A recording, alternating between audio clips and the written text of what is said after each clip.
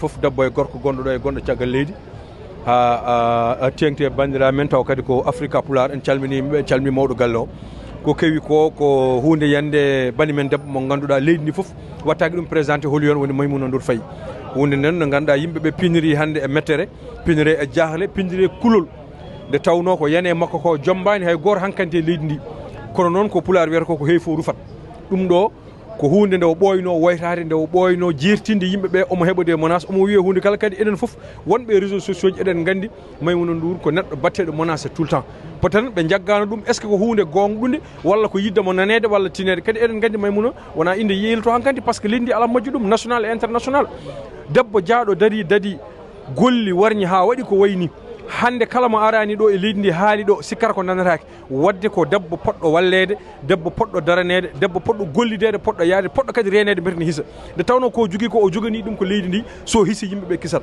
kono noon hanki ko yewtere makko e musidɗo mawni men l'honorable député Aladji Farba Ngom maire de la commune des Agnam mo ganduɗa kanko waddano émission hanki caggal nde émission o gasi nde hirdini omo faari galɗe koye damal galle makko ɓe jane makko ɗum ɗo wona agression wiyete ko assassinat ɓe jinno ko nawde fittandu makko laɓɓe tati so fiyama e debbo kadi ko debbo kadi ha tengti e nduɗo lewru ndu gonɗen hande 1er mars lewru ndu ganduɗa hoorema wiya ko rewlu rewɓe lewru ndu poti teddinirede poti mawninede kadi eɗen gandi enen fof holno debbo fotiri men nde tawno caggal Allah ene gurna men 90% ko jinnaɓe men taw ko jinnaɓe men rewɓe jibini en ndeni en muynini en ha Allah mawnini en mbawɗen wadde hunde wonko poɗɗen wawde wadde fawde dow men ko wona mette saka rufde ƴiƴam mumen baɗɗo ɗum o ko neɗɗo mo ganduɗa leydi ndi no foti darade watta hen hakkille haɓo ɗum haɓano ɗum ha ande holi baɗɗo ɗum o kadi adde e milieu public ha yimɓe ganda ko oɗo waɗi ɗum nde tawno ko baɗɗo ɗum o wasata ko yaadi hen politique par ce que en jii woɗɓe landaji goɗɗi wiyetanoɓe ko wayno ex-Pastef goɗɗumen ko ɗo goni hande sa ƴeewi réseaux sociaux ji koɓe mbiyatamo hen ko sa huulani ni mbiyata ko kamɓe mbaɗi ɗum nde tawno ko haaluji mabɓe e golle ɗeɓe gollata e bindi ɗeɓe bindata e faade oɗo jaayi e janɗo e bani men debbo ɗum ɗo neɗɗo en foti yonnorade ɗum leydi ndi noon hankkandi ko laamu ngu foti darade anda kañum foti toppirade sécurité yimɓeɓe darano ɗumen en tant que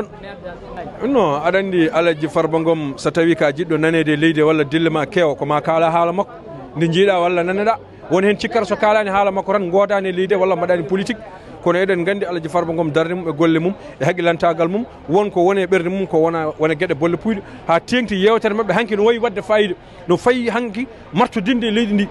no wayi wadde dille e leydi ndi ko ni tan wawata wadde kadi waɗɓe ɗum ɓe eɗen gandi wasata taw ko acte uji politique ni hen teede ɗum kewi nde automatiquement kanko hanki 4 heures du matin on woni hôpital nde o heeɓi ɗum information tan kanko automatiquement huuɓi worma ko fayi ko hôpital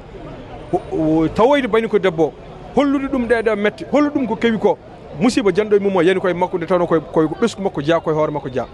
wadde ko hunde nde o yonnoraki ko hunde musdemo kadi ha tengte suddiɓe makko e musidɓe makko e ɓesguji makko e ɓeɗo kadi arɓe gari ɗo guila subaka ha hande nanɗo ko ɓesgu makko jeeya oɗo koye pôle communication makko jeeya ko Abdoulaye Ndiaye oɗo ko Mamadou Keita ummino ko États-Unis ari arno ko walludemo kanko Aladji Farba Ngom ko faate banggue campagne électorale Allah waɗi président Macky Sall dirtini élection o dirtinama kono noon ko hunde mettude min musde min nde min mbaɗata massawu en tant que ɓiɓɓe Matam naajo e ɗemgal acteur uji politique Matam foof e ɗemgal hilifaɓe diina Matam foof e ɗemgal hilifaɓe aada Matam foof e ɓesgu département de Matam e ɓesgu Bosoye ha tengte commune ma Agnam ko yane